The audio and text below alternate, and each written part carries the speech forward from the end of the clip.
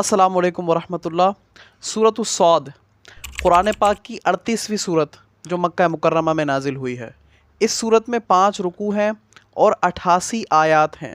क्या आपको मालूम है कि इस सूरत को सूरत उस-सौद क्यों कहा जाता है? उसकी वजह यह है कि सूरत उस-सौद का आगाज़ ही हुरूफ मुक़त्तआत यानी कि सौद से ही हुआ है। इसी निस्बत से इस सूरत को सूरत उस-सौद के नाम से मौसूम किया गया है। इस सूरत के अंदर बड़े ही खूबसूरत मज़ामीन पर गुफ्तगू की गई है।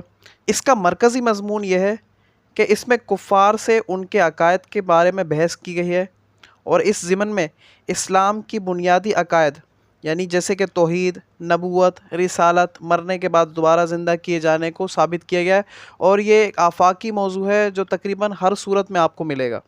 और इस सूरत में कुछ अहम चीज़ें भी हैं जो आपके साथ शेयर करते हैं। नंबर 1 तो ये, इस सूरत की इब्तिदा में ये बताया गया है कि कुफ़ार और मुशरिकीन सिर्फ़ मुतकब्बिराना रवैये और इनाद की वजह से रसूल अकरम सल्लल्लाहु अलैहि वसल्लम की पैरवी नहीं करते हैं और वो इस बात पर हैरान भी हैं कि उन्हीं में से अल्लाह का रसूल तशरीफ़ लाया है जिसने तमाम बुतों की इबादत को बातिल करार दे दिया है जिनकी वो अरसा दराज से इबादत करते आ रहे थे।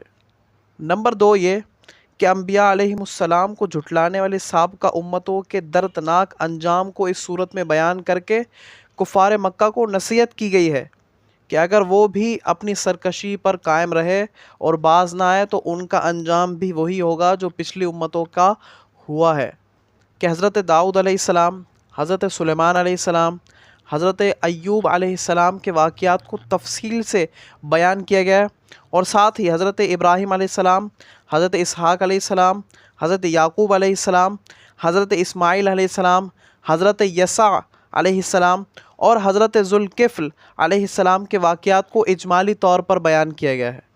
और इन वाक़यात को बयान करके नबी करीम सल्लल्लाहु अलैहि वसल्लम को जो कुफ़ार मुशरिकीन ने तकलीफ़ें दी उन पर आपको तसल्ली देना है। नंबर 4 और आखिरी ये कि आखिर में हज़रत आदम अलैहिस्सलाम की तख्लीक और शैतान के उन्हें सजदा ना करने के वाक़ये को तफसील से बयान किया गया है। वीडियो अगर पसंद आई हो तो इसको ज़रूर अपने प्यारों के साथ शेयर कीजिएगा।